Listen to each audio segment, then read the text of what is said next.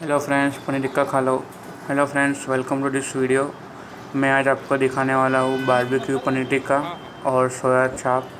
Video को like कर दो और चैनल को सब्सक्राइब कर दो। चलो अब देखते हैं पनीर टिक्का की मेकिंग।